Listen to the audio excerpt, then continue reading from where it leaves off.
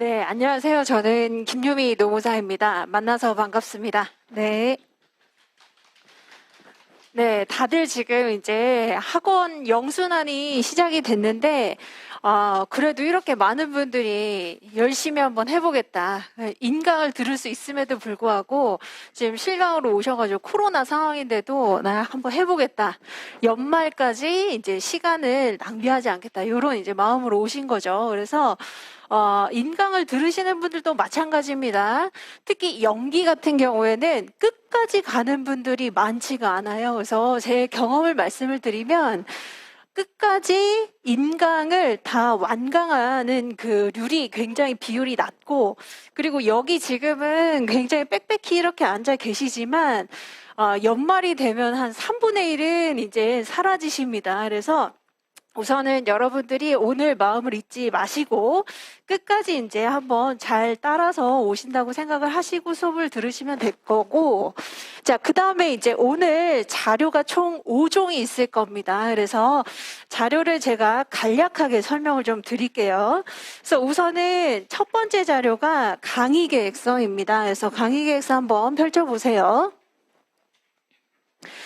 네, 강의 계획서에 제 양력은 동일합니다. 그래서 한 10년 정도 전에 저는 노무사 공부를 했었었고요.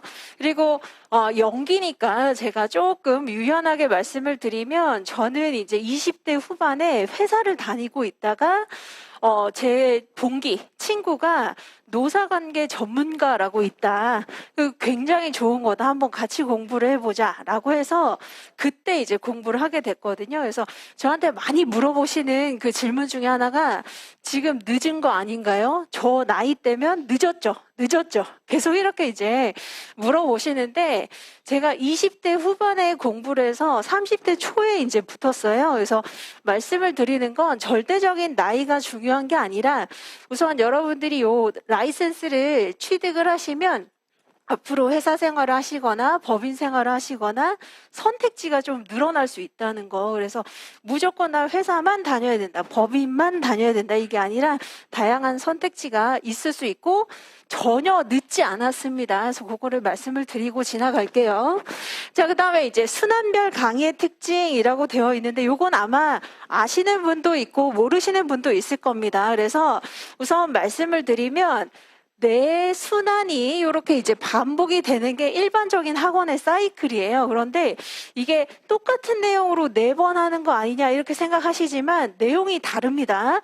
그래서 지금은 영순환이라고 부르고 때로는 이제 GS 연기 이렇게 부르는데 GS는 뭐의 약자냐면 그룹 스터디라는 것의 약자예요. 그래서 여기서 사실 그룹 스터디를 하지는 않는데 예전에 이제 이런 서술형 시험, 그래서 사시나 행시에서 그룹 스터디를 짜줬었던 것에서 유래가 된 겁니다. 그래서 어떤 요식 행위처럼 부르고 있는 것이고 그룹 스터디라고 해서 정말 스터디 같이 한다, 이건 아니다, 이렇게 생각하시면 됩니다. 자, 그래서 영순환은 지금 여러분들이 주말반으로 오신 거잖아요. 그렇죠? 그래서 요거를 제가 말씀을 드릴게요.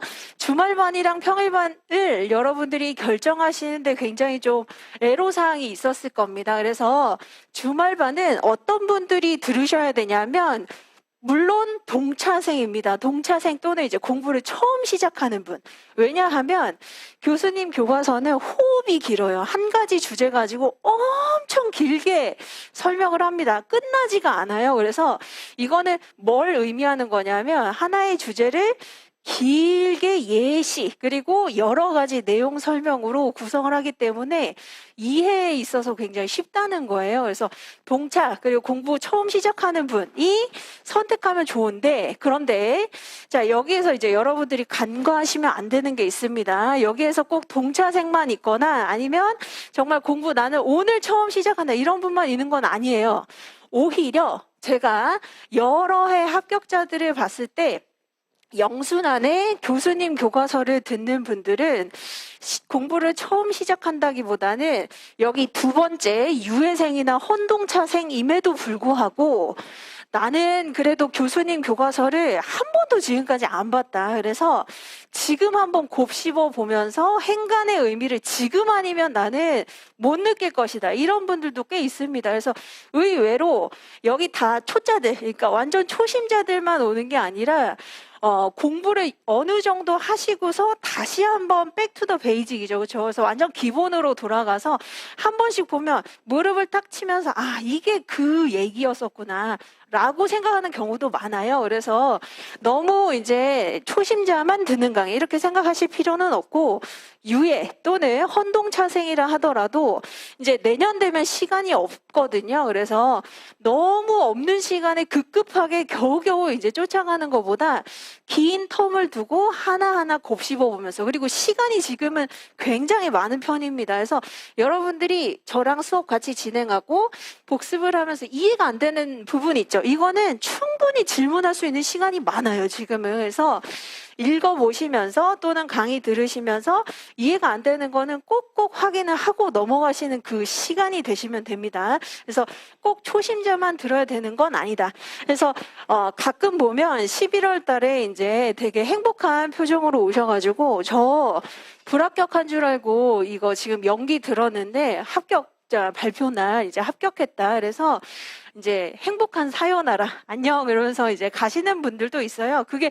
뭘 얘기하는 거냐면 그만큼 실력이 되신 분들이라 하더라도 베이직부터 시작을 하는 그런 경향이 있다. 그리고 그런 분들이 사실 또 합격을 합니다. 그래서 그렇게 이제 생각을 해 주시면 되겠습니다. 자, 그 다음에 이제 강의 계획서에 이제 여러분들이 눈여겨서 봐야 될 것은 강의 진도표입니다. 3페이지에 나와 있어요. 그래서 대략적인 진도는 이렇게 진행이 될 예정이지만 어떤 사정에 따라서 약간씩 가감될 수는 있습니다. 그래서 요걸 기준으로 해서 예습을 해오시면 되는데 예습으로 너무 많은 걸 제가 요구하진 않아요. 어차피 시간이 없기 때문에 목차만 보고 오세요. 목차만 해서 대목차, 중목차 정도 있습니다. 그래서 아 이런 거 공부한다는 거구나. 뭔진 모르겠지만 아 요런 거 오케이. 목차만 보고 오시면 됩니다. 그래서 요 강의 진도표 참고를 하시고 다음 주에는 저희가 설 연휴이기 때문에 수업이 휴강이 있어요. 그래서 나는 공부를 지금 막 시작하려고 하는데 왜 휴강이냐? 라고 하지 마시고 몇 없습니다. 저희가 1년 동안 빨간 날도 다 수업을 해요. 근데 몇 안 되는 휴일이니까 다음 주는 꼭 그렇게 알아두시면 되겠습니다. 그리고 주교재는 신인사관리 8판이긴 한데 여기 이제 7판을 가지고 계신 분들도 꽤 있다고 들었어요. 그래서 저한테 많이 물어보시는 게 새 책을 사야 되느냐? 꼭 그런 건 아닙니다. 그렇게 큰 틀에서 바뀌지가 않았어요. 그래서 제가 바뀐 부분을 알려드릴 것이고 대신에 페이지나 쪽수는 제가 8판을 기준으로 설명을 드리지만 찾아보시면 그러니까 제가 수업 시간에 말씀드리는 거 위주로 찾아보시면 충분히 찾아볼 수 있습니다. 그래서 7판을 가지고 오셔도 된다.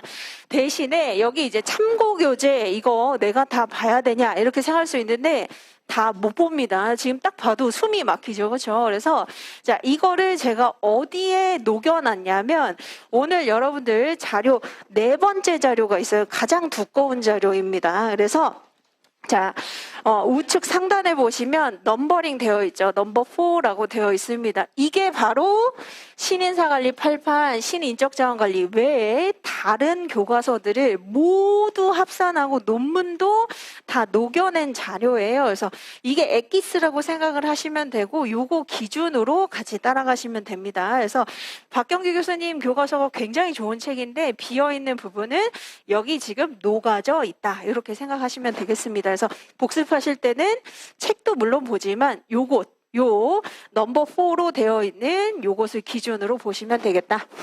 자, 그 다음에 이제 오늘은 쪽지 시험이 없습니다. 그러나 다음 주에 이제 오시면은 바로 쪽지 시험부터 시작이 돼요. 근데 무조건 쪽지 시험이라고 해서 달달달 외워라 이게 아니라 제가 오늘 이제 강약 조절을 좀 해드릴 거예요. 요러한 흐름이 있는데 자, 이 중에서 자, 요거는 한번 우리가 의미 부여를 해서 한번 공부를 해봅시다. 그리고 설명을 한번 해봅시다. 이렇게 하는 몇 가지 주제가 있을 겁니다. 그래서 그거 위주로 좀 공부를 해오시면 되고 풀 센텐스 즉 완전한 문장을 쓰는데 너무 강박 갖지 마세요. 지금 그렇게 못합니다. 그래서 대략 어떠한 주제는 뭐에 대한 것이었는데 이와 관련한 학자는 누구 정도 있었다. 그런데 구체적인 내용은 다는 모르겠지만 이러한 느낌. 요게 있었다. 요렇게 생각을 하시면서 보시면 되고, 그런 게 이제 쪽지 시험에 나와요. 그래서 쪽지 시험은 너무 스트레스 받지 마시고, 아, 내가 이거는 알고 있다고 생각했는데 완전히 모르는구나를 판단하는 지표, 용도라고 생각하시면 되겠습니다. 자, 그 다음에 이제 자료 2번을 한번 좀 보도록 하죠. 자료 2번을 보시면 이제 여러분들이 제가 매 순환별로 여러분들의 어떤 목표치, 기준치를 이렇게 설정을 해드릴 겁니다. 그러니까 0순환, 1순환, 2순환, 3순환의 내용이 완전히 똑같지는 않고 목표 기준치가 동일하지 않아요. 그래서 여러분들이 0순환이 끝났을 때 내가 해야 되는 거, 이거 많이 물어보시거든요. 그래서 그거를 말씀드리기 위해서, 효과적으로 전달해 드리기 위해서 제가 자료 2번으로 이렇게 준비를 한 겁니다. 자, 그래서 우선 간략하게 말씀을 드리면, 지금 이제 여러분들이 학문을 하러 오신 게 아니라는 점에서 시작을 하셔야 돼요. 즉 수험 적합적 공부 방법이라고 했었잖아요. 그렇죠? 그래서 자, 여러분들은 시험을 보는 것이고 2차 답안지를 서술형으로 잘 쓰기 위해서 지금 온 것입니다. 즉 어떤 학문 분야에 대해서 내가 깊이 들이파서 그 부분에 대한 대가가 되려고 온 건 아니에요. 그래서 우선은 터치하듯이 공부를 하되, 그러니까 다 얄쌍하게 공부는 하지만 조금 중요한 주제들은 있어요. 그래서 그거는 중간 또는 아주 강하게 그렇게 이제 공부를 하시면 되고, 그 부분 제가 이제 알려드립니다. 그래서 자, 여기에서 더 선을 넘어갈 필요는 없다, 이렇게 알려드리면 그렇게 하시면 됩니다. 예를 들면 여러분들이 토익 시험을 많이 본다. 토익은 이제 내가 일정 정도의 어떤 성실성 그리고 영어 해독 능력이 있다, 이거를 증명하기 위한 시험인 거지, 영문학을 뭔가 굉장히 박사급처럼 하기 위한 시험은 아니잖아요. 그렇죠? 그렇기 때문에 논문사 시험도 교수님이 원하는 수준이 있는데 그게 박사 수준은 아니라는 겁니다. 그래서 우선 여기 1번에 이제 한번 보시면 일반적인 지식 축적의 메커니즘이라고 되어 있죠. 그래서 3단계 요거를 이제 여러분들이 한번 읽어보시면, 자, 우선 가장 중요한 거는 지식이 중요하긴 합니다. 어떤 인사관리에 대한 지식을 공부를 하시긴 하셔야 돼요.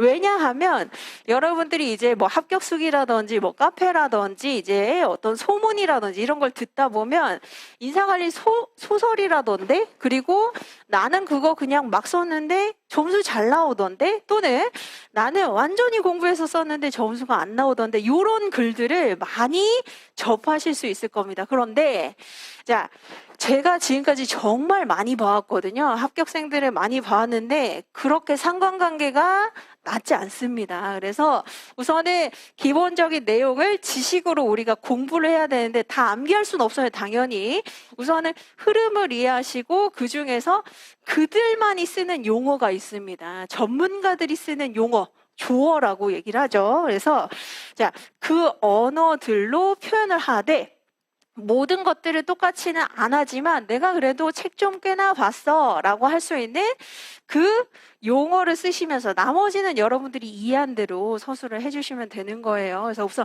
첫 번째, 공부를 하셔야 된다. 이거 소설 쓰는 과목 아닙니다. 소설 쓰는 분들 의외로 굉장히 많아요.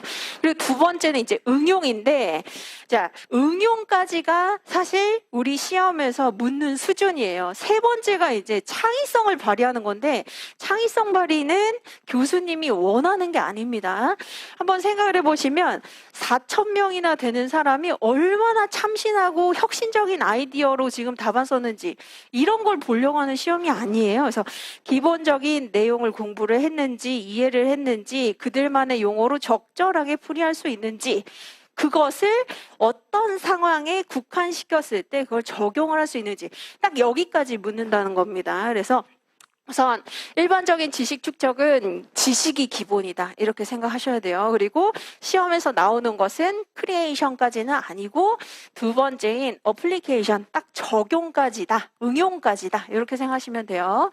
자, 그 다음에 메인과 서브를 혼동하지 말아라 라고 하는 거는 제가 연기니까 이제 말씀을 드리는 겁니다. 이제 여러분들이 공부를 하다 보면 도식도 나오고 학자도 나오고 그러거든요. 그래서 도식 학자 외우는데 막 너무 매몰되는 분들이 있어요. 그런데 자, 주와 부, 즉 주된 것과 부수적인 것을 헷갈리시면 안 됩니다. 주된 것은 개념이에요. 그래서 개념 공부가 진짜 중요합니다. 그러니까 제가 정말 수만 장의 답안지를 봐도 개념에서 시작해서 개념에서 끝나는 게 2차 서술 시험이에요. 그래서 우선은 개념이 모호하고 추상적이고 너무 길다. 이거는 사실 모르고 있는 거거든요. 그러니까 길어집니다. 계속 다시 말해, 즉 정리하면 계속 길어지죠. 그런데 오히려 깔끔하고 단순하고 현학적이지 않고 굉장히 이제 정갈한 그런 답안이 있어요. 단순하고 깔끔하고 유치원생이 봐도 알 정도로 그렇게 설명을 한다면 그건 오히려 개념 공부가 잘 돼 있다고 볼 수 있습니다. 그래서 여기 이제 개념, 이론, 학설 이것은 공부를 하셔야 되고 이게 주된 겁니다. 그런데 자, 도식학자 연도 이거 뭐라고요? 부수적인 거라고요. 그래서 우선은 여러분들이 도식을 막 외운다거나 학자 외우는 게 아니라 우선 개념 공부를 하는 게 필요하고 여기에 더해서 부수적인 건 그럼 어떻게 쓰는 거냐?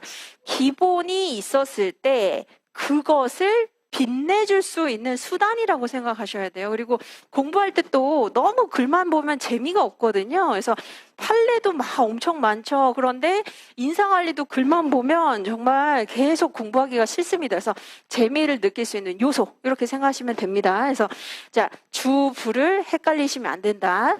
자, 그 다음에 세 번째, 이게 이제 여러분들이 1차 공부랑 2차 공부가 다른 점 중에 하나예요. 1차 공부는 뭐죠? 단기 학습입니다. 그냥 딱 읽고 이거 맞는 것 같아, 틀린 것 같아, 그냥 가려낼 수 있으면 되는 거지만 자, 2차 공부는 출력 공부입니다. 그러니까 나와야 돼요. 입 밖으로 또는 손으로 나와야 돼요. 그런데 대부분 이제 오늘 이렇게 공부하고 가시잖아요. 그러면 아는 것 같은 느낌이 들거든요. 근데 아는 것과 아는 느낌은 다릅니다. 느낌을 가지고 가시는 거예요. 아는 게 아닙니다. 자, 그래서 자, 알고 있다고 생각하는 것과 아는 것을 여러분들이 아셔야 돼요. 이것을 이제 요즘에는 메타인지라고 하죠. 그래서 내가 예를 들면 메이오라고 하는 학자가 호송공장 실험을 했다라고 했었을 때 들어보긴 했어요. 그게 뭔지 압니다. 그런데 자, 그러면 그 부분에 대해서 간략하게라도 한번 말해보세요라고 하면 하면서 안 나와요. 그래서 이거는 알고 있는 느낌이지 정말 알고 있는 게 아니다. 그래서 이것을 착각하시면 안 되고 이 부분을 계속 메워가는 작업이라고 생각하시면 됩니다. 자, 그 다음에 이제 특히 제가 이제 6번의 공부 방법을 말씀드리면 우선 여기 정독이라고 나와 있는데 여러분들이 예습에는 너무 많은 시간을 쏟지 마세요. 그냥 목차만 보시고 터치 이런 거 하는구나. 대신에 본 강의에는 정말 집중하셔야 됩니다. 그래서 본 강의 때 제가 목소리가 유난히 커진다거나 이거는 정말 중요하죠 라고 하는 부분들이 있어요. 그리고 여기 이제 필기 조교님이 계시기 때문에 너무 필기에 여러분들이 매몰될 필요는 없습니다. 그래서 너무 필기 일을 하느라 오히려 다 놓쳐버리는 경우가 있어요. 필기 조교가 필기하신 것은 이제 다음 주에 그 자료로 나눠드려요. 그래서 내가 이건 놓쳤었구나. 그거 보시면 됩니다.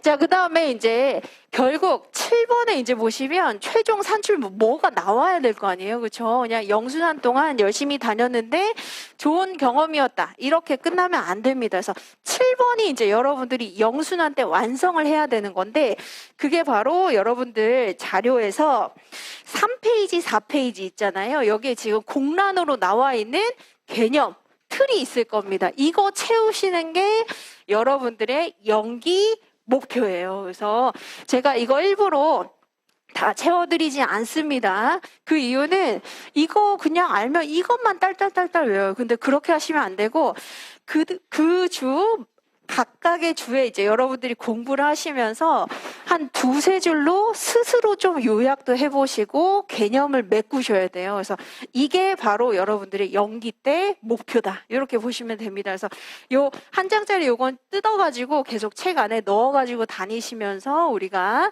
한번 채워봅시다. 자, 그 다음에 이제 여기 그 질문과 관련해서 연기 때는 정말 질문하기가 굉장히 좋은 시기예요. 나중에는 시간이 없어서 그냥 막 지나갑니다. 그래서 우선 질문이 있을 경우에는 지금 이 주소 있죠. 그래서 메일 또는 카카오톡으로 좀 보내주시면 좋고, 대신에 제가 이제 한 3, 4일 안에 못 볼 수도 있어요. 왜냐하면 특정 시간에 이게 폭발하는 경우가 있습니다. 그래서 만일 3, 4일이 지났는데도 못 받았다. 그러면 다시 끌어올려서 그냥 복사해서 다시 한번 보내주세요. 그렇게 해주시면 제가 보내고, 그 다음에 이것도 공부입니다. 뭐냐면, 여기 보시는 것처럼 질문 양식이 어떠한 형태가 아니라 여러분들이 제대로 공부하는 방법을 알려드리는 게, 책을 제가 우선은 강의를 듣고 이해가 갔는데 집에 가서 책을 읽어보니까 무슨 소리인지 모르겠어요 라고 보내시면 안 돼요. 그게 뭐냐면, 어떤 부분을 읽었는데 제 생각에는 이러한 특성 때문에 다르게 생각되는데 완전 딴판으로 지금 적혀져 있다. 이렇게 하셔야 공부가 되는 거지, 이거 무슨 소리인지 모르겠어요 라고 하면 공부가 안 된다는 겁니다. 그래서 사진 첨부하셔도 돼요. 그래서 요거 내가 한번 봤는데 저는 완전히 다른 어떤 생각이 들던데 왜 그런지 이렇게 물어보시면 된다. 그 다음에 이제 여기 이제 주요 교과서 소개라고 되어 있죠. 그래서 여러분들이 이제 영순환이기 때문에 요 메리트를 좀 누리시면 좋습니다. 자료 3번을 한번 보시면 인적자원관리 주요 저서관 목차체계라고 되어 있죠. 그래서 원래 이제 시중에서 많이 보는 인사노무관리 관련 책이 20종에서 30종 정도 되는데 그 중에서도 가장 많이 보는 게 사실 요 3종입니다. 그래서 여러분들 그 프린트에 그대로 나와 있어요. 그래서 우선 가장 많이 보는 게 신인사관리라고 해가지고 박경규 교수님 거 가장 많이 보고요. 그 다음에 3인공전 뭐냐면 세 분의 교수님이 썼다는 거예요. 근데 세 분의 교수님이 합심해서 같이 쓴 게 아니라 각 챕터별로 그 부분을 나눠서 합친 게 3인공저입니다.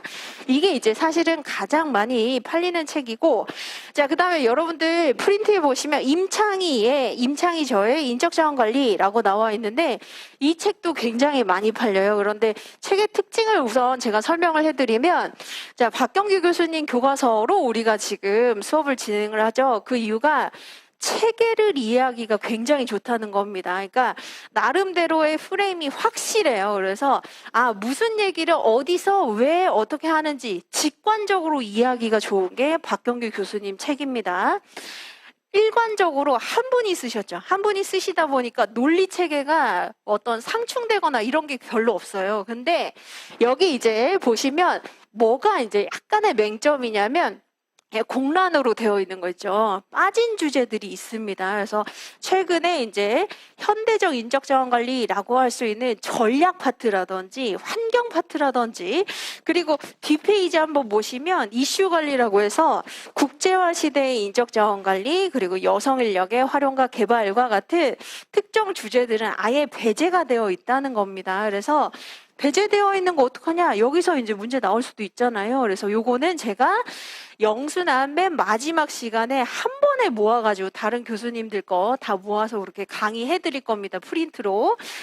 그 다음에 이제 여기 3인공저의 가장 강점은 딱 보시겠지만 주제가 많다는 거예요. 그렇죠? 그래서 지금 빠져있는 주제가 거의 없을 정도로 다양한 주제를 많이 다루고 있다. 그리고 세 분의 교수님이 최대한 이제 현대적 인적자원관리를 적용을 하면서 최근 이슈에 부합하는 내용들을 많이 다루고 있습니다. 그런데 이제 약간 맹점이 있어요. 그게 뭐냐면 세 분이 합심해서 같이 쓴 게 아니라고 했었잖아요. 그냥 각 챕터를 맡아서 통합을 한 것일 뿐입니다. 그러다 보니까 앞에서는 A라고 말했는데 뒤에서는 A가 틀리다고 말하는 경우가 있어요. 왜냐하면 다른 교수님이 쓰셨기 때문입니다. 그래서 이런 것들은 여러분들이 사실 인사관리 너무 모호하고 추상적이고 뭔 말인지 모르고 다 그냥 맞는 말이다 라고 하는데 사실 그게 상황론적 접근이기 때문입니다. 그래서 상황론적 접근은 뭐냐면 성과를 내는 단 하나의 방법이 있는 게 아니라 현대의 방법도 있고 삼성식의 방법도 있고 LG식의 방법도 있듯이 모든 방법이 그냥 딱 하나로 베스트 웨이가 아니라는 거예요. 가장 좋은 최선의 방법이 있는 게 아니라 이런 상황에선 이게 맞고 저런 상황에서는 저게 맞다라고 하는 게 격영하게 근간입니다. 그래서 그렇게 이해를 하시면 돼요. 그래서 여러분들이 이 논리가 중요하다라고 얘기하는 그 이유가 어떤 특성 때문에 이런 상황에서 그 방법이 맞는지를 나중에 설명할 수 있으면은 하산하셔도 되는 거예요. 그래서 그런 측면에서 지금 보기에는 삼인공자가 어려울 수 있습니다. 계속 말이 다르기 때문에.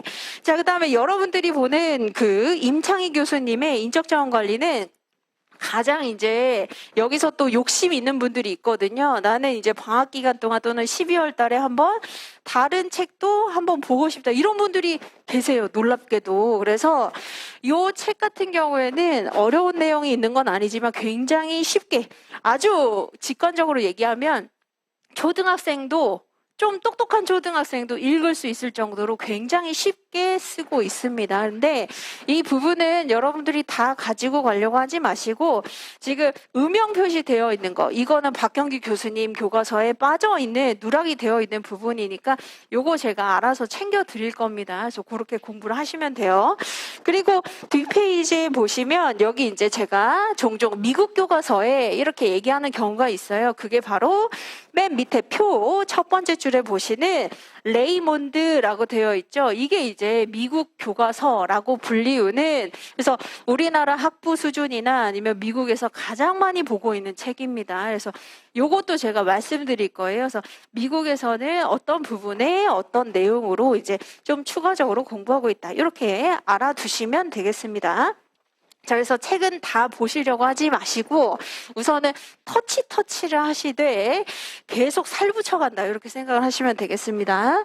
자, 그래서 이렇게 이제 보시면 되고 자, 우리가 그 다음에 이제 볼 부분이 요거 제가 영순한테 말씀을 드립니다.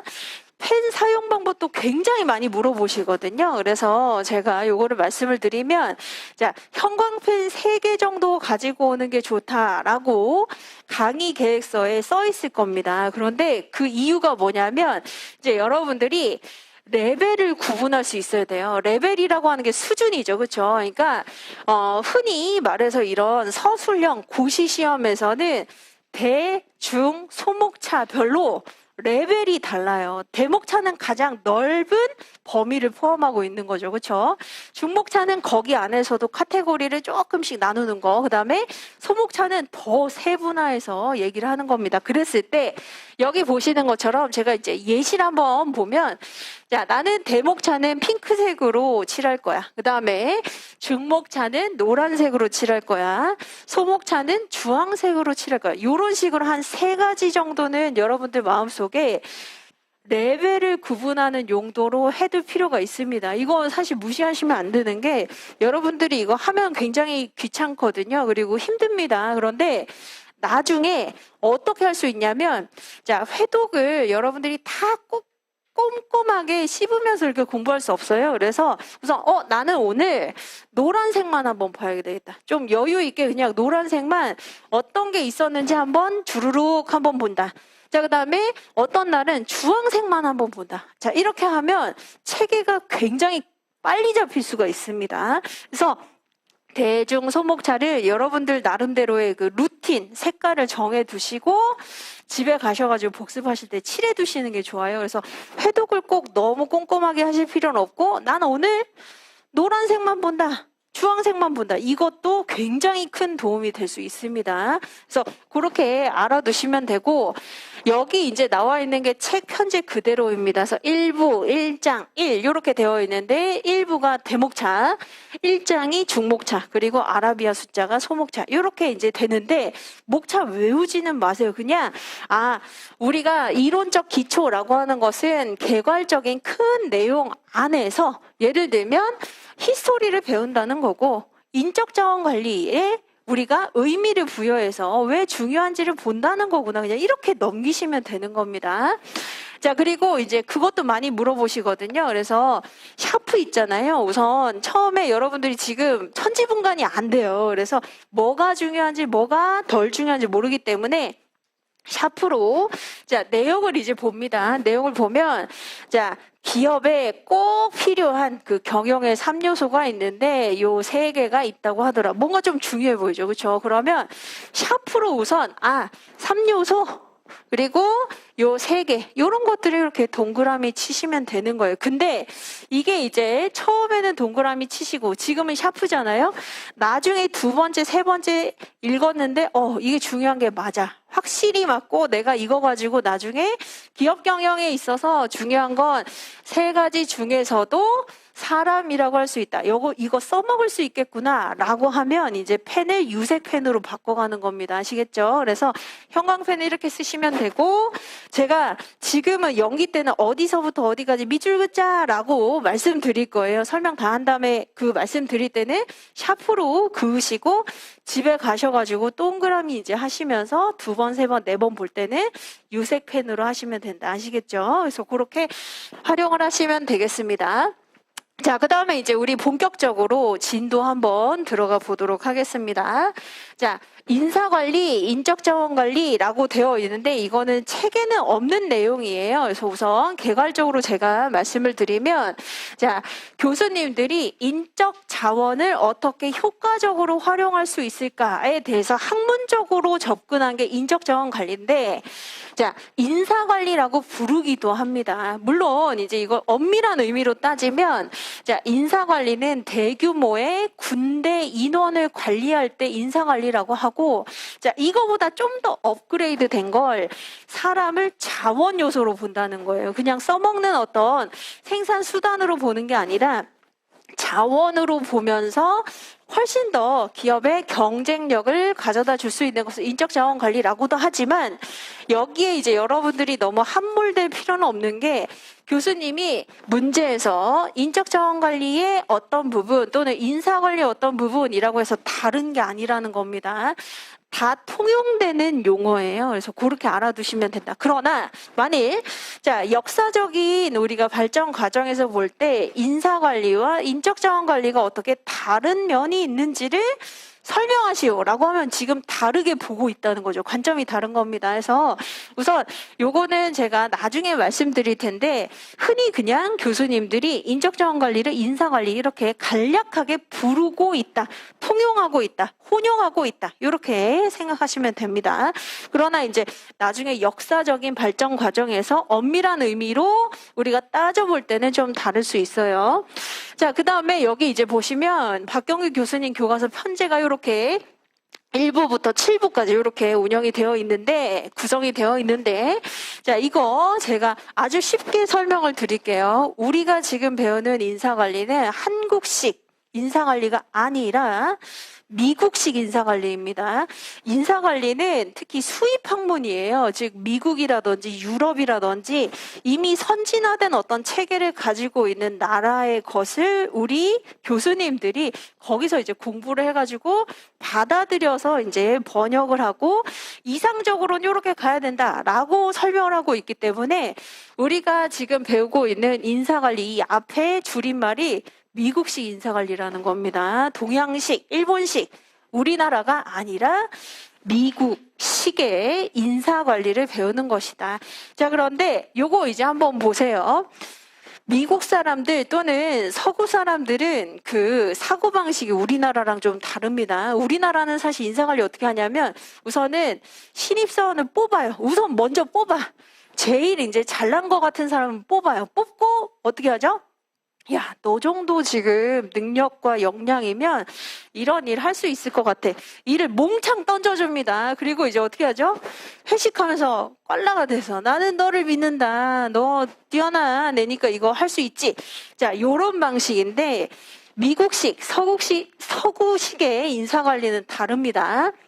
여기 보시는 것처럼 자, 동그라미, 네모, 세모 이렇게 제가 표현을 해놨는데, 기업 안에는 다양한 업무들이 존재해요. 그렇죠? 그래서 뭐 예를 들면 자, 마케팅 업무도 있고, 뭔가 물건을 만들었으면 빨리 홍보를 해야 되잖아요. 홍보하는 업무도 있고, 인사관리 업무도 있고, 그리고 AS 업무라든지 다양한 업무들이 존재합니다. 그래서 우선 미국에서는 업무부터 먼저 봐요. 어떤 업무를 수행해야 성과를 올릴 수 있느냐. 이게 1순위입니다.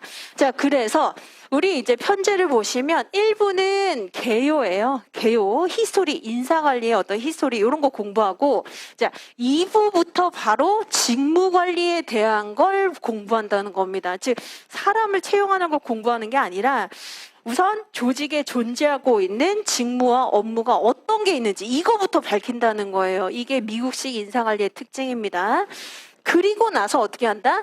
이것을 가장 잘 수행할 수 있는 사람, 네모 직무, 세모 직무, 동그라미 직무를 잘 수행할 수 있는 사람을 그 다음에 찾는다는 거예요. 그래서 이렇게 이제 매칭을 시켜주기 위해서 인사 관리를 하게 된다. 그래서 여기 보시는 3부부터 7부까지는 사람을 채용해서 투자도 하고, 자, 열심히 일을 할 거 아니에요. 그래서 그 사람의 어떤 가치 평가도 하면서 보상도 주고, 그 사람 나가지 않게 어떻게 관리해야 되는지 이런 일련의 제반 관리를 한다는 겁니다. 그래서, 자, 일에 대한 거, 그리고 사람에 대한 거, 요렇게 이제 구성이 되어 있다라고 보시면 돼요. 그래서 우리는 오늘 뭘 공부할 거냐면 우선 1부, 개요만 공부를 할 겁니다. 그래서 히스토리라든지 인적 자원이 왜 중요한지 이런 부분에 대해서 이제 공부를 할 거고, 다다음 주부터는 이제 일에 대한 게 뭔지, 그리고 그 다음 주부터 사람 운영을 어떻게 해야 되는지 이렇게 이제 볼 거라는 겁니다. 이 순서대로 공부를 할 거예요. 그래서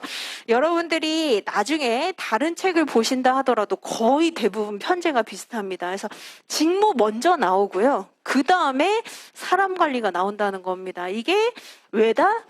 동양 또는 우리나라의 인사관리가 아니라 미국식 인사관리, 서구식 인사관리는 직무부터 규명하고 그 직무를 성공적으로 수행할 수 있는 사람을 그 다음에 뽑고 운영하기 때문이라는 겁니다. 그래서 이렇게 이해를 하시면 돼요. 그래서 이렇게 우리가 볼 것이다.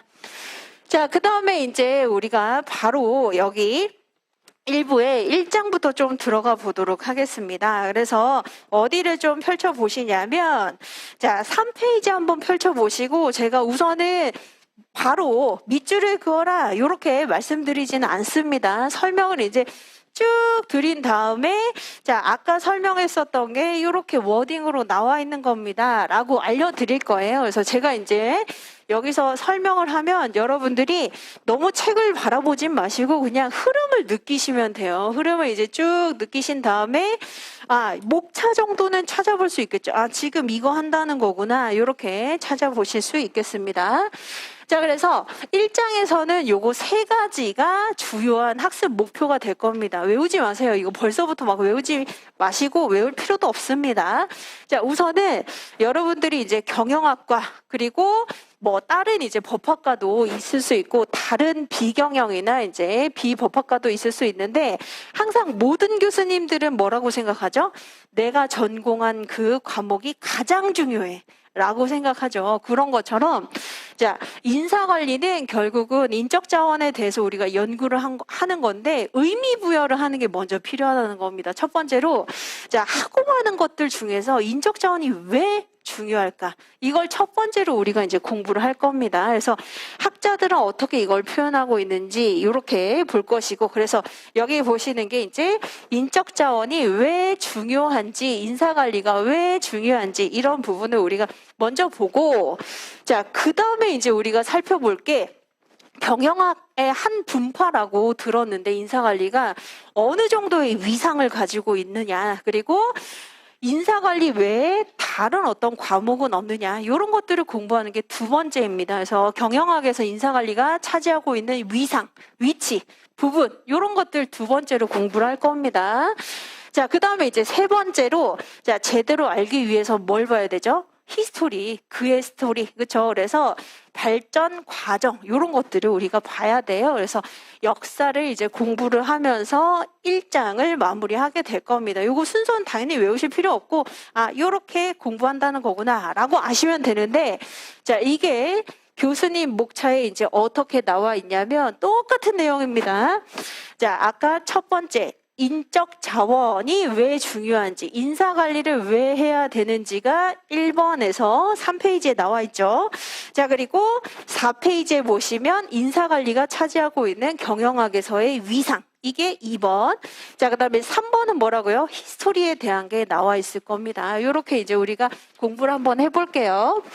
자, 여기 그래서 이제 요 PPT를 한번 보시면 인사관리에 대해서 많은 학자들이 뭐라고 얘기를 하냐면, 자, 경영을 제대로 하려면 필요한 3가지 필수 요소가 있다고 얘기를 합니다. 물론 박경규 교수님 교과서에는 조금 다른 식으로 얘기하고 있어요. 그런데 일반적인 경영학자들은 경영의 3요소를 이렇게 얘기를 합니다. 우선 머니, 그쵸? 돈이 필요하고, 그 다음에 2번째로 물자가 필요하고, 세 번째로 사람이 필요하다는 겁니다. 그래서 우선은 자, 여기 보시는 것처럼 화폐를 가지고 있어야 뭔가를 이제 세우거나 만들거나 그렇게 할 수가 있겠죠. 그렇죠? 그래서 공장도 설립할 수 있고 땅도 빌릴 수도 있고, 자, 그다음에 여러 가지 기구, 도구 이런 것들 가지고 있어야 되겠죠. 그리고 사람이 결국은 돈이든 물자 등 다 모든 것들을 관장하고 관리하는데, 여기서 딱 보시면 사실 돈이나 물자는 빌려올 수 있는 것들입니다. 즉 부족하면 다른 기업에 또는 은행에 또는 정부에 또는 다양한 방법들을 통해서 빌려올 수 있거나 대체할 수 있는 것들이에요. 근데 사람은 어떻죠? 그렇지 못합니다. 그래서 자, 여러분들 그 속담이라고 하나요? 믿음, 소망, 사랑 중에 가장 중요한 건 사랑이라라고 얘기를 하듯이, 자, 경영의 3요소가 있는데, 자, 맨, 그리고 머니, 머터리얼 중에 가장 중요한 건 뭘까요? 사람이겠죠. 그렇죠? 그래서 왜냐하면 다른 것들은 대체 가능하기 때문입니다. 그렇죠? 그래서 다른 걸로 변환시킬 수도 있고 대체물이 존재할 수도 있고 빌려올 수도 있고 얼마든지 이제 흔히 발견할 수 있는 건데, 독특한 특성을 가지고 있는 그 사람은 빌려올 수도 없고 대체할 수도 없다는 겁니다. 그래서 이것을 이제 우리가 이렇게 표현을 하고 있다. 자, 그 다음에 여기 이제 2번째로 허버트 사이먼이라고 하는 학자가 있어요. 그래서 이 학자에 대한 설명을 좀 드리면, 자, 제가 이 PPT에는 결론만 써놨습니다. 자, 허버트 사이먼은 의사결정의 대가예요. 뭔가 판단하고 결단을 내리는 데 있어서 연구를 굉장히 많이 한 사람입니다. 그래서 카네기 대학에서 이제 의사결정으로 노벨 경제학상까지 받은 분인데, 자, 이 사이먼은 뭐라고 얘기를 하냐면, 자, 기업 경영은 뭐가 기반이 되어 있냐면 수많은 의사결정들의 연속이라는 거예요. 의사결정들의 연속이고, 그 기반 위에서 질이 굉장히 좋은 의사결정, 판단, 결정을 하는 게 결국은 기업의 흥망성쇠를 결정한다라고 얘기를 합니다. 그래서 이렇게 한번 보시면 의사결정의 질이 기업 경영의 흥망성쇠를 결정하게 되는데, 이걸 하는 사람이 누구? 바로 주체는 맨이라는 거예요. 그렇죠? 인적 자원이 결국은 질적인 수준을 다르게 할 수 있기 때문에, 그래서 인사관리가 중요하다. 인적 자원이 중요하고 그러한 인적 자원을 어떻게 운영하는지가 중요하다는 것이죠. 이렇게 이제 볼 수도 있고, 사실 굉장히 다양한 표현 방식이 있습니다. 그래서 이제 여러분들이 사람이 왜 중요하냐, 인사관리가 왜 중요하냐라고 했을 때 지금까지 그래도 이제 들어본 게 인사가 만사다, 이런 이제 속담 들어보셨잖아요. 그런 것처럼 이렇게 이제 생각을 하시면 됩니다. 자, 인적 자원이 왜 중요한지, 인사관리가 왜 중요한지를 여러분들의 용어도 괜찮지만 선대 학자들은 이렇게 표현하고 있구나, 이해를 하시면 됩니다. 그래서 경영에 꼭 필요한 요소 중에 가장 중요한 거, 그리고 자, 의사결정의 대가라고 했었던 허버트 사이먼이 얘기를 하기를, 기업 경영은 의사결정의 연속인데 그 의사결정의 질을 결정하는 게 바로 사람이기 때문에 사람 관리 중요하다, 이렇게 볼 수 있습니다. 자, 그리고 이 외에도 사실 그런 것도 있어요. 원래 일반적으로 자원이라고 하는 것은 4가지로 구분을 할 수 있습니다. 그래서 여기 이제 거의 마찬가지인데, 자, 물적 자원이 있을 수도 있어요. 매터리얼. 그리고 재무 자원이 있을 수도 있습니다. 그리고 당연히 인적 자원이 있을 수도 있어요. 근데 최근에는 정보도 자원이라는 거예요. 정보도 자원이라는 겁니다. 그래서 사실 요 네 가지 자원 모두가 있어야 기업 경영에 성공할 수 있지만, 자, 여기 다시 한번 보세요. 물적 자원, 재무 자원, 정보 자원 이런 것들은 빌리거나 쉽게 획득할 수 있는 부분이 있지만, 자, 똑같은 사람 구해내기 어렵습니다. 학원을 한번 생각해 보시면 돼요. 여러분들 학원 고르는데 굉장히 막 머리 아프셨죠? 왜냐하면 듣고 싶은 강사들이 딱 모여 있어야 되는데 그렇지가 않아. 그런데 학원 입장에서는 자, 이 사람을 그대로 베끼거나 데려오거나 대체할 수 있으면 종합반 구성하기가 좋겠죠. 그런데 그렇지 않습니다. 사람의 속성 그리고 그 사람이 가지고 있는 핵심 역량 다 다르기 때문이에요. 그렇죠? 그래서 자원 중에서도 가장 중요한 게 인적 자원이다. 이렇게 표현을 할 수 있겠습니다. 자, 이 외에도 또 다르게 이제 인적 자원이 왜 중요한지 그리고 인사관리가 왜 중요한지를 어떻게 표현하기도 하냐면, 자, 이렇게 얘기를 하기도 해요. 자, 여러분들이 기업의 재무제표를 보신 적이 있을 수도 있고 없을 수도 있습니다. 그런데 재무제표를 보면 자, 이런 것들 있잖아요. 물적 자원, 재무 자원, 정보 자원은 계량화해서 화폐 가치로 바로 드러낼 수가 있습니다. 그런데 그 인적 자원은 지금 가지고 있는 가치 차이가 어떻게 되는지를 계량화해서 드러내기가 굉장히 어려운 요소 중에 하나예요. 그래서 인적 자원을 뭐라고 부르기도 하냐면 숨은 가치라고 하는 히든 밸류라고도 부릅니다. 그래서 다른 것들은 가시적으로 다 드러나고 계량화할 수 있지만 인적 자원은 그렇지 못하다라고 하는 독특한 특성 때문에 훨씬 더 이제 기업 경영의 핵심 요소가 될 수 있다. 이렇게 볼 수 있겠습니다. 그래서 여러분들이 딱 지금 들어보는데 좋은 얘기, 훌륭한 얘기라고 하지만 나중에 집에 가실 때 요게 이제 여러분들의 목표가 되면 되는 거예요. 뭐냐? 우선 이해를 하셨잖아요. 그렇죠? 그래서 자, 인적 자원이 왜 중요한지를 여러분들 동생 아무것도 모르는 그냥 동생이 있다라고 생각하고 내가 오늘 인사관리를 공부를 했는데 인적 자원이 왜 중요한지 알아?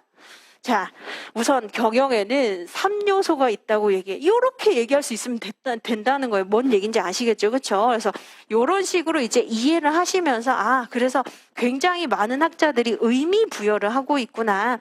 물적 자원, 재무 자원, 정보 자원을 능가하는 뭔가가 인적 자원에게 있다고 하는구나. 이렇게 이해를 하시면 되겠습니다. 자, 그 다음에 이제 우리가 2번으로 한번 넘어가 볼 텐데, 자, 경영학에서 가지고 있는 인사관리라고 하는 학문의 위상에 대해서 우리가 알아보자라고 했었잖아요. 그렇죠? 그래서 우선 경영학을 알기 위해서는 여러분들이 경제학과 좀 비교를 할 수 있어야 됩니다.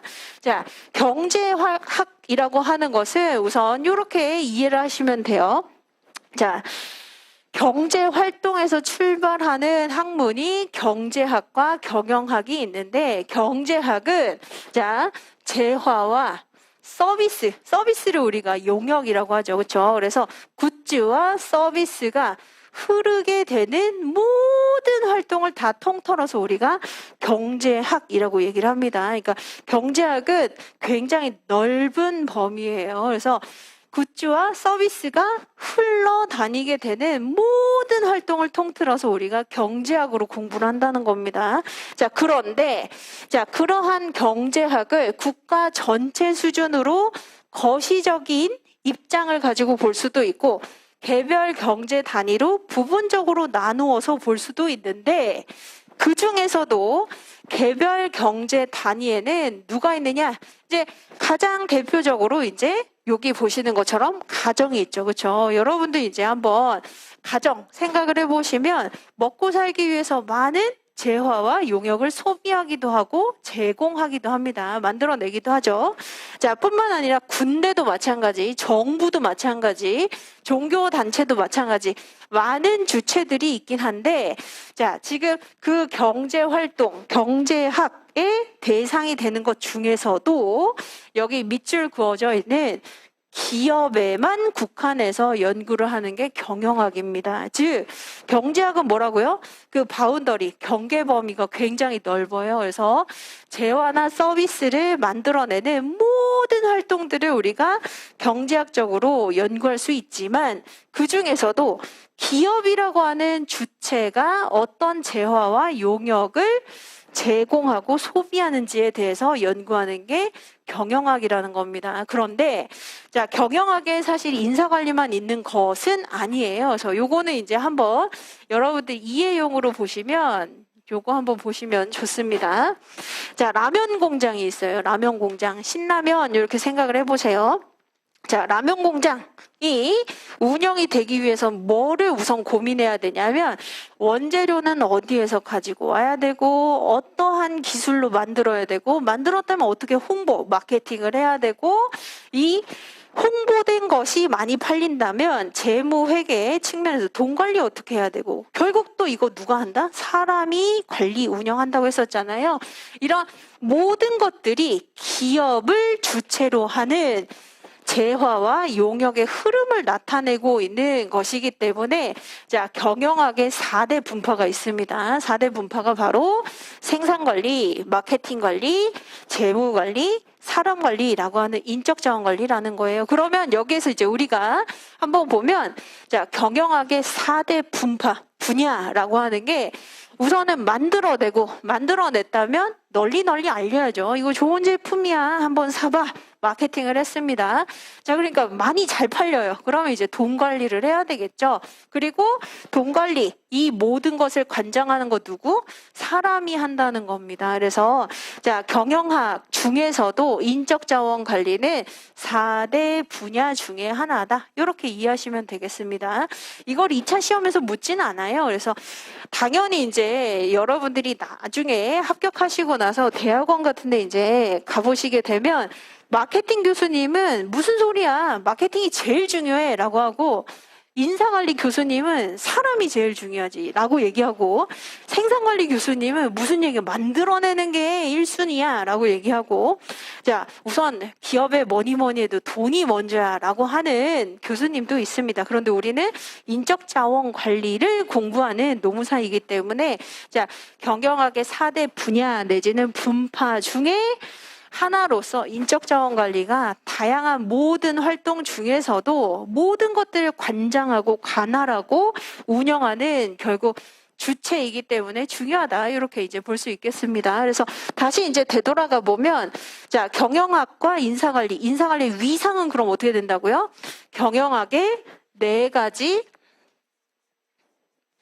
분야 내지는 분파 중에 하나가 바로 인사관리다. 이렇게 이제 알고 넘어가시면 되는 겁니다. 그래서 여러분들이 이제 경영학 안에 마케팅, 생산, 재무, 인사 이렇게 있구나라고 알아두시면 되겠다.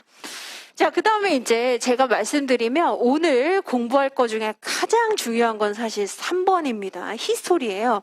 히스토리 굉장히 이제 교수님들이 좋아하는 분야고 학문적으로 계속 접근해서 뭔가 연구 결과를 만들어내는 게 이쪽 분야죠. 그렇죠? 그래서 자, 히스토리에 대한 것을 우리가 관리사, 이론사 이렇게 나눌 수가 있는데 여기에서 이제 제가 말씀드리면 자, 관리사라고 하는 것은 자, 운영 방식이나 지휘 통제, 감독의 방식이 어떤 모습으로 나타났는지를 표면적으로 이제 보는 게 관리사입니다. 그런데 이론사는 뭐냐면 학문으로 접근한다는 거예요. 심리학이라든지 정치학이라든지 문화 인류학이라든지 이렇게 접근을 하는 겁니다.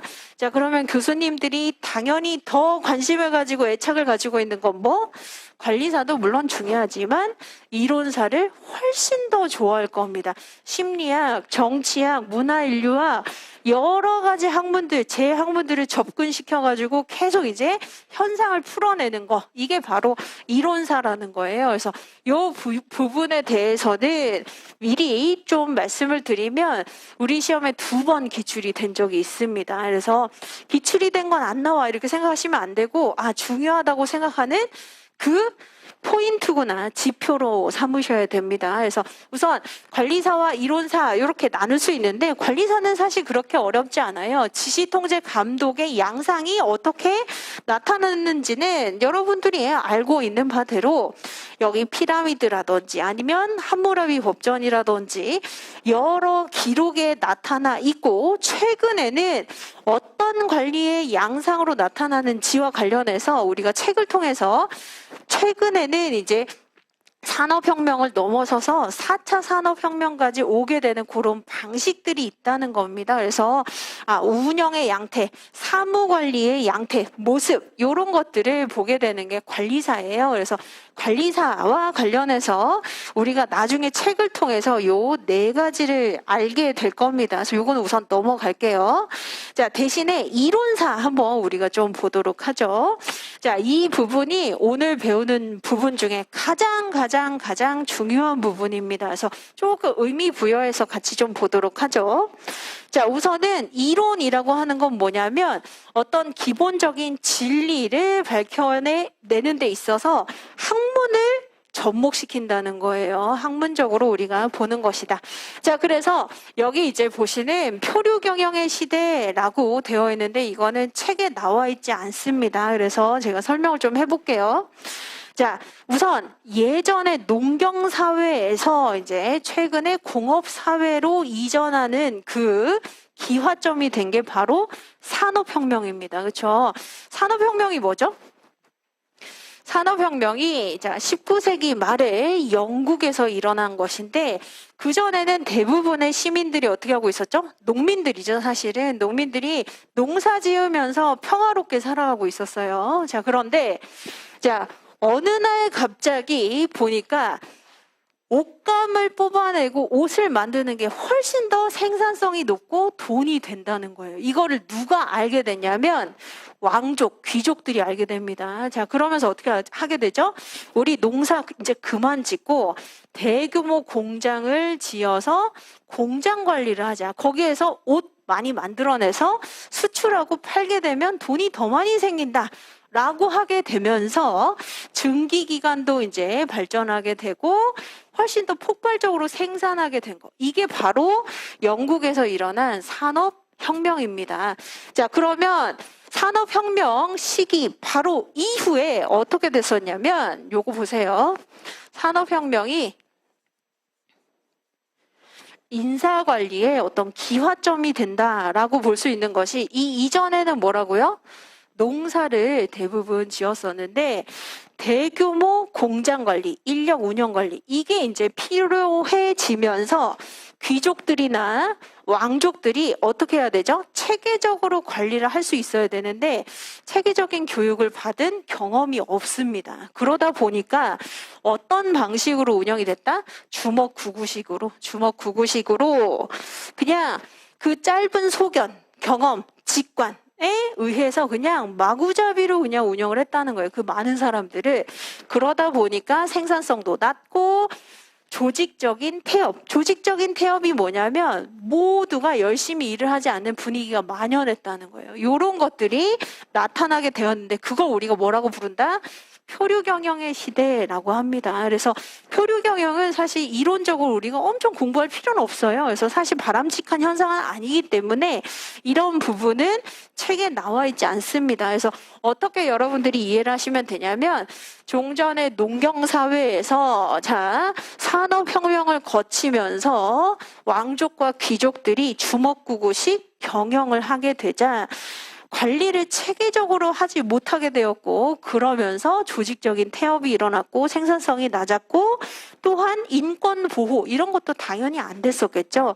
그게 바로 표류 경영의 시대라는 겁니다. 그래서 주먹구구식으로 표류가 뭐죠? 그냥 이리저리 중심축 없이 그냥 떠돌아다니는 그런 경영의 시대였다는 거예요. 자, 이게 이제 19세기 말 20세기 초의 그런 현상입니다. 자, 그런데 이런 이제 현상을 보고 있자 하니 누가 나타나게 되냐면 꼭 똑똑한 누군가가 나타나요. 그렇죠? 그래서 여러분들이 아마 1차 공부를 하시게 되면 아시게 될 겁니다. 그래서 사고를 우리가 확장하는 측면에서 이렇게 한번 보죠.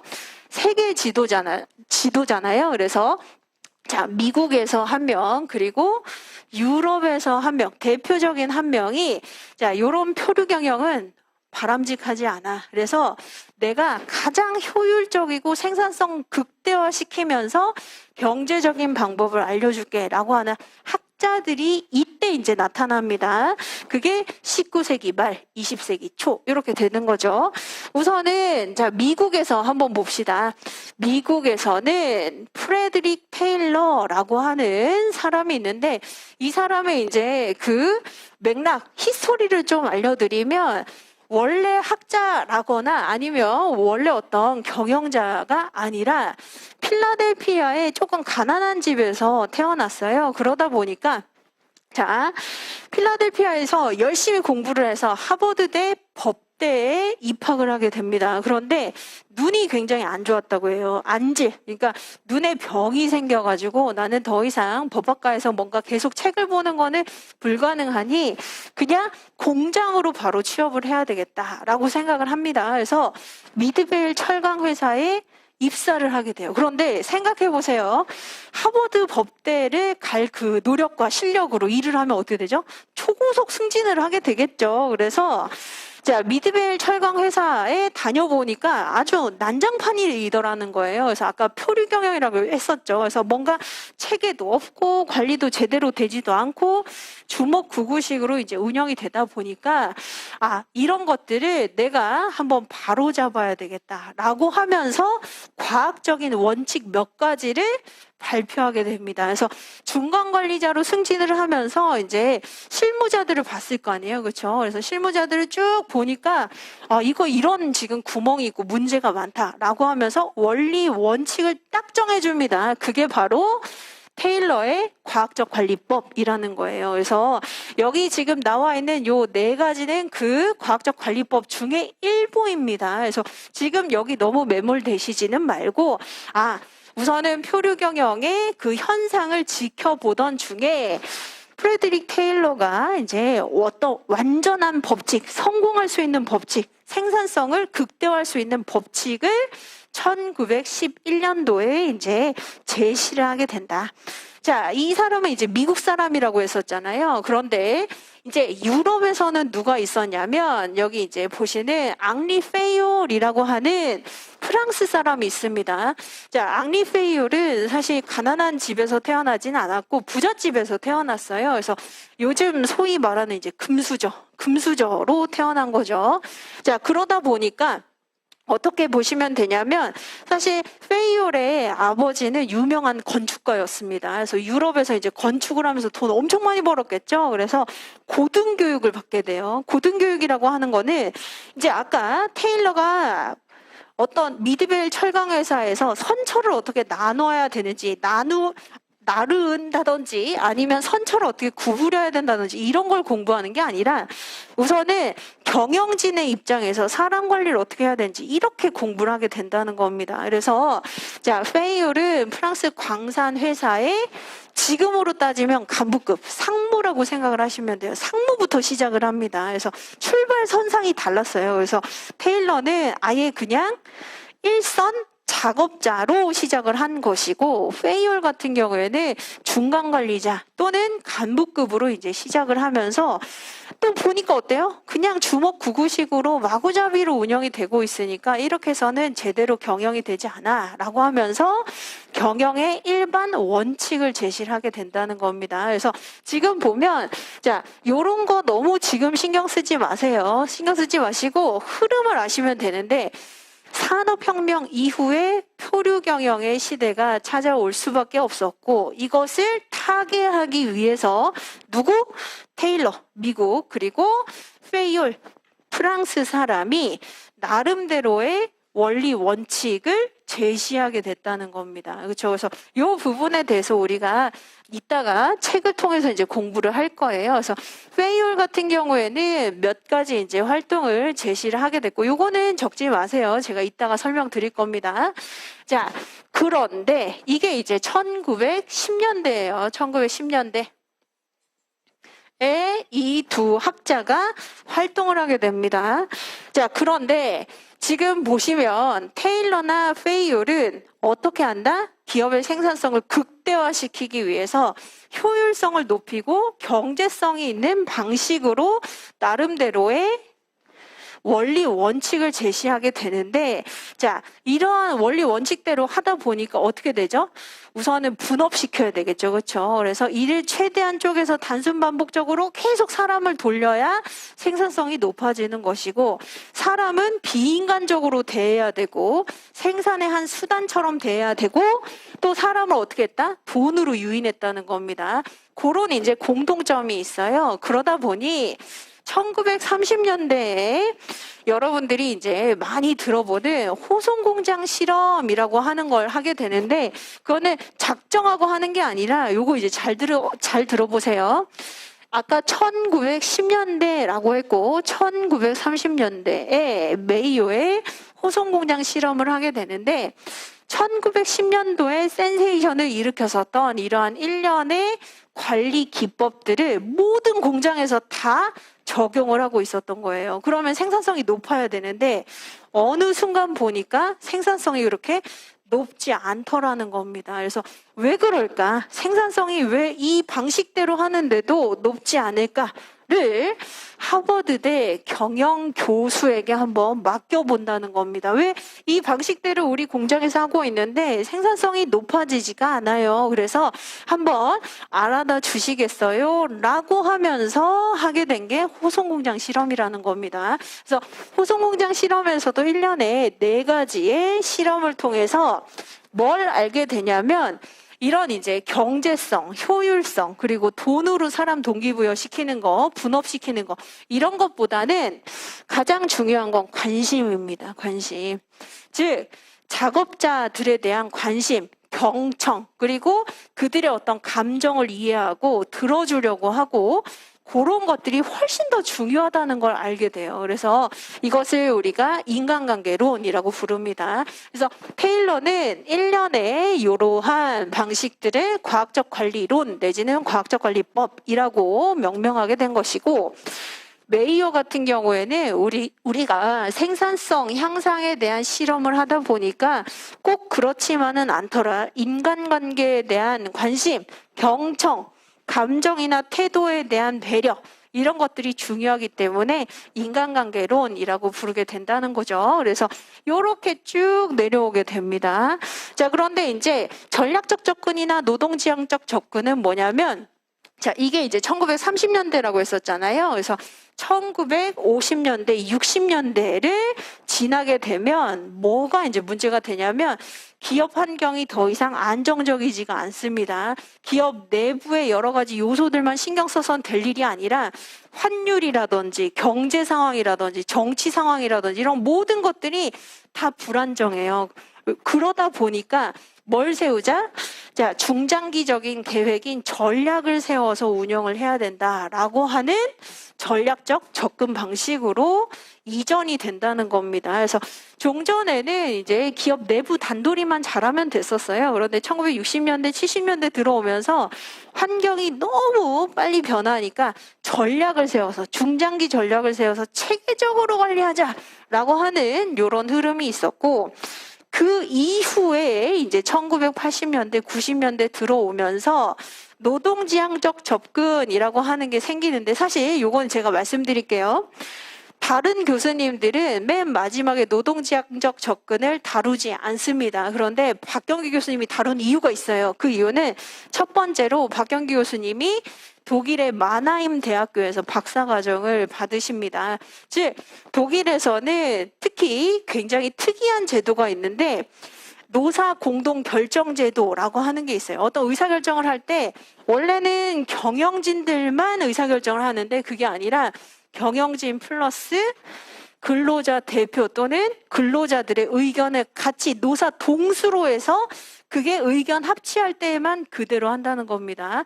그만큼 독일에서는 뭘 굉장히 배려하고 있냐면, 노동자들, 근로자들, 구성원들의 의견을 굉장히 많이 반영하고 참여시키고 경청하고 있는데, 그러한 부분을 좀 더 받아들여서 결국 이상적인 인사관리의 방식은 근로자들 그리고 노동자들, 구성원들의 의견들을 우리가 어느 정도 반영을 해서 노동지향적 접근으로 나아가야 된다라고 규범적으로 설명을 하고 있는 겁니다. 그래서 이 부분은 다른 교수님들은 얘기하고 있지는 않아요. 그래서 노동지향적 접근을 다른 교과서 또는 수험서를 보시면 많이 빠져 있을 겁니다. 그래서 이거는 이상적인 어떤 우리가 생각하는 궁극적인 이상향이라고 생각을 하시면 되겠습니다. 그래서 이런 방식으로 이제 우리가 보게 될 건데 우선 호흡이 길기 때문에 한 15분 정도 쉬시고 오셔가지고 이제